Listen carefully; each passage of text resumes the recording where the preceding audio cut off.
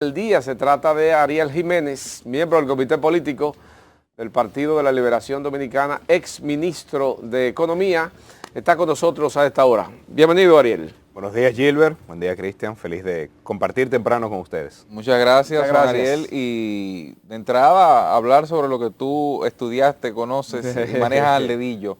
El tema económico. Veía, por ejemplo, ayer que la República Dominicana contrató aprobó a través del Congreso 139 millones de préstamos, millones de dólares en préstamos. Y quisiera saber qué es lo que está pasando con los préstamos y la incidencia en la economía. O sea, es que aquí no se está generando ni un peso, que todos tenemos que buscarlo fuera. Ariel se ríe. Vamos a ver, cuando vemos las estadísticas sobre el incremento de la deuda que se ha generado hasta mayo, que es la última cifra disponible, vemos que la deuda ha aumentado cerca de 9.000 millones de dólares, de los que 7.129 millones de dólares son deuda externa. Y el resto, pues, deuda interna. Ciertamente llama la atención porque yo he dicho todo el tiempo que no se pueden ver los números de la deuda aislados. Siempre hay que ver en qué se está gastando. Correcto. Endeudarse por sí solo no es malo. Siempre uno se pregunta para qué se está endeudando, para saber si se está invirtiendo en proyectos que vayan a tener una alta rentabilidad. Y lo que sí preocupa es la baja inversión pública. Nosotros estamos teniendo, hasta los últimos datos de julio, que ahí sí hay más informaciones actualizadas, una de las inversiones públicas más bajas de la historia, al menos de los últimos 30 años. Es el gasto de capital. El gasto de capital. Dígase el gasto de construir escuelas, hospitales, carreteras, puentes, presas, que dependiendo de qué tipo de obras pueden tener una alta incidencia en el crecimiento económico y por ende la generación de empleos, la superación de la pobreza, pero también a medida que aumenta la actividad económica, eso genera más pago de impuestos que al final puede servir para repagar esos préstamos. Entonces yo creo que cuando se ve el aumento de la deuda, que ciertamente ha sido alto, no por eso es malo, pero cuando se combina con una baja inversión pública, pues entonces llama la atención de cuál es el uso que se le está dando. Danilo lo deja en unos 42.000 millones de dólares, la deuda externa. El dato a julio del año pasado fue cercano a 56% del PIB. Ese es el dato del sector público no financiero. Ahora vamos ya, cuando se tiene el dato del sector público consolidado, cerca de 70.5% del PIB. El MEPID plantea que la economía dominicana podría crecer 7%, pero crecería sobre la base de que, o sea, es una duda que me genera. O sea, nosotros partimos de que tuvimos una baja proyección del Producto Interno Bruto, por ejemplo, de lo que podría crecer, tuvimos un presupuesto bajo, estamos teniendo mucha deuda y eso evidentemente genera algún tipo de ingreso para el Estado Dominicano que salga luego. Realmente la economía se recompuso por encima de lo esperado. ¿Cuáles de esos factores son los que han incidido realmente? Primero, contextualizar el 7%. Estamos hablando de una caída que hubo el año pasado. Entonces es como cuando uno cae 11 pisos y sube 8. Entonces partimos de una caída. El dato del PIB del año pasado registra el descenso que tuvo por los efectos del COVID. Entonces cuando se ve esa alta cifra de crecimiento, la mayor parte apenas es recuperar el descenso pasado. Pero hay algunos elementos que han ayudado a la recuperación dominicana. Primero, los programas de ayuda social que en su momento se implementaron, que lastimosamente ya se han eliminado en su mayoría. FASE, Quédate en Casa y para ti, porque iba a aportar recursos a las familias dominicanas de mayor necesidad para que sigan consumiendo, para que sigan comprando aceite dominicano, arroz dominicano, plátano dominicano, habichuela dominicana y un sinnúmero de bienes y servicios que dinamizan la economía. Por otro lado, un elemento muy importante es el aumento que hemos tenido en las remesas. ¿Por qué? Porque las remesas tienen un efecto similar. Las remesas son recursos que vienen del exterior al bolsillo de la familia dominicana. ¿Y qué hace la familia dominicana con eso? Pues va al colmado, al supermercado, al mercado y compra productos dominicanos o servicios dominicanos y eso explica gran parte del crecimiento económico.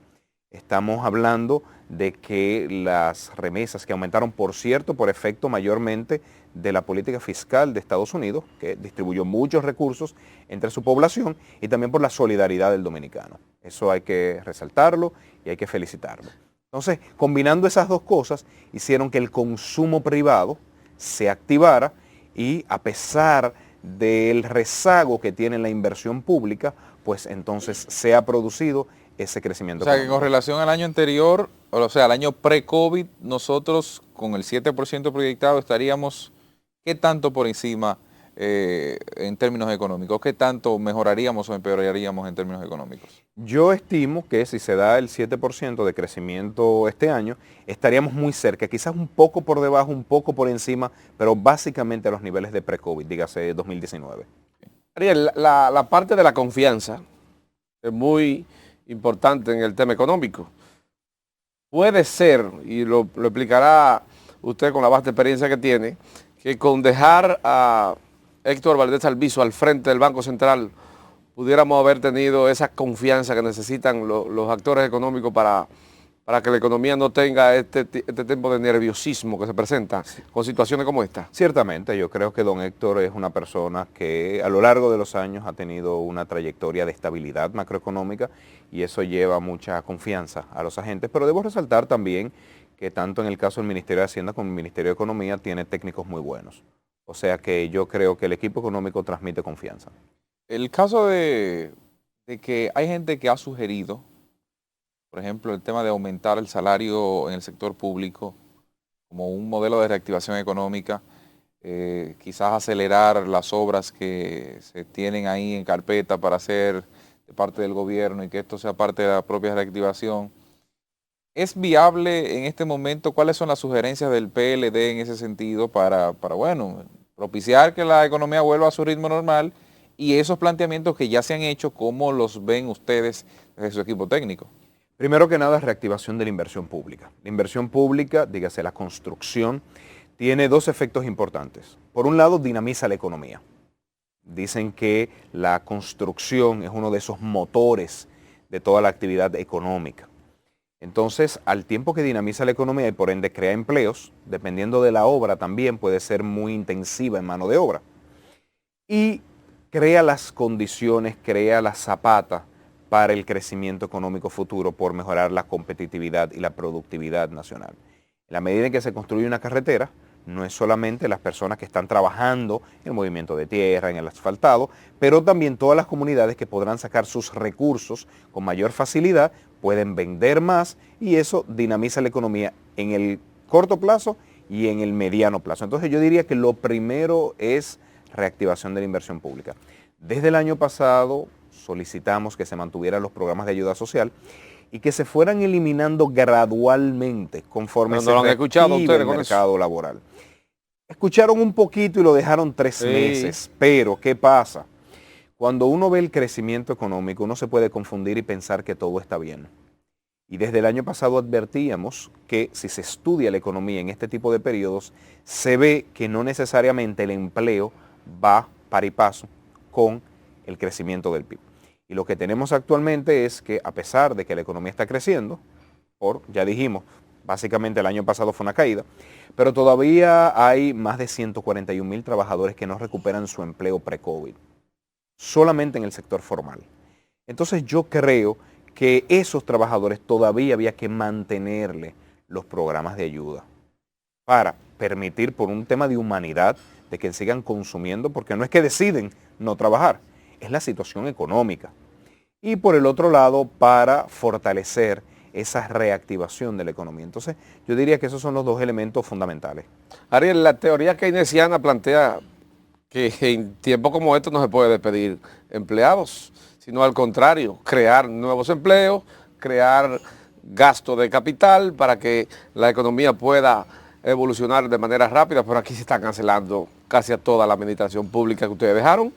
Sí, eso es preocupante. De todas formas, cuando vemos el gasto de pago de nómina aumentado, sí, Entonces, cuando uno ve cancelaciones, pues están siendo más que compensadas por nuevas contrataciones o por aumento de sueldos, porque el gasto en nómina ha ido aumentando todos los meses. Una cosa es el discurso y otra cosa es la realidad. Correcto. La realidad uno lo ve en los números de ejecución presupuestaria y el pago de nómina ha aumentado. Bien o mal, ya dirán ellos al final qué fue lo que hicieron con ese aumento en gasto de nómina. Pero yo lo que creo es que, como decía, ¿A nivel de que ustedes lo dejaron? ¿O más o alto, más alto que sí, el mucho gasto más de alto, nómina? mucho más alto. Pero el gobierno dice que Pero hay una menor ha limpiado las empleomanía. nóminas. Hay una menor empleomanía, pero hay un Pero pago ¿cómo más va a alto. ser eso? Lo que pasa es que una cosa es decir algo en las redes o en los programas y otra cosa son los números reales de ejecución presupuestaria. ¿Cómo, Sí, Ariel? Ahí Pero están eso los números sorprendente. publicados por la Dirección General de Presupuesto y cualquiera lo puede consultar, tanto en el gobierno central como en las entidades descentralizadas. Hay una autónomas. cantidad de empleados que se han cancelado y no se le han entregado sus prestaciones. Y eso, la verdad es que es muy doloroso, porque eso atenta primero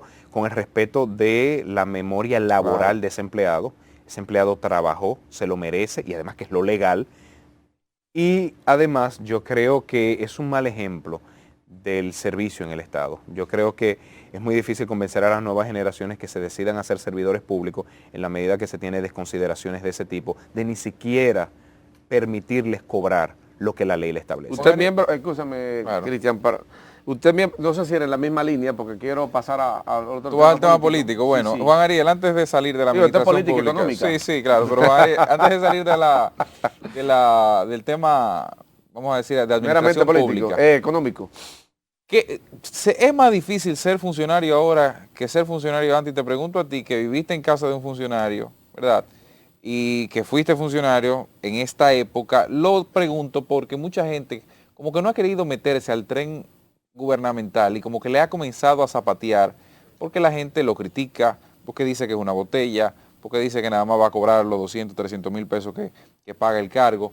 O sea, pasa en el PRM, el PLD fue criticado mucho por eso y sigue pasando y hay una generación como que no se asoma a la política y a la administración estatal. ¿Eso está ocurriendo realmente? En la medida en que se hizo anteriormente una oposición del descrédito del servicio público por hacerle daño al entonces gobierno y a un partido, pues se tiene ese efecto de que las nuevas generaciones dicen, ¿y por qué voy a entrar en el servicio público si lo que voy a hacer es blanco de todos los ataques? Desacreditado y todo eso. Así es, y por eso yo en mi caso particular intento hacer una oposición distinta. Reconozco cuando hacen las cosas bien. Miren que le acabo de decir Sí, que sobre en el equipo económico, claro, hay, hay además del confianza, gobernador, sí, sí. hay confianza en ministro de Economía y ministro de Hacienda.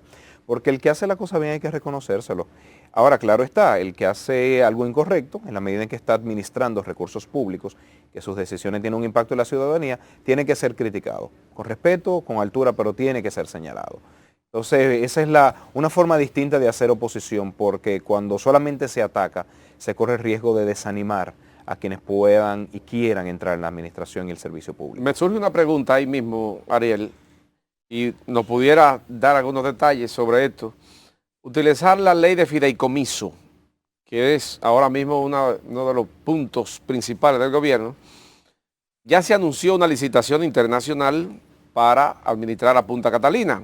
Ustedes nunca decidieron vender eso. Había propuestas, pero nunca llegaron a concretizarlo. Ahora el gobierno anuncia que Punta Catalina será licitada para que una empresa internacional la pueda administrar. No hay capacidad en el país para que desde el gobierno se pueda administrar Punta Catalina, que no haya que hacer esa licitación internacional. Y lo que yo observo es que eso prácticamente está privatizado.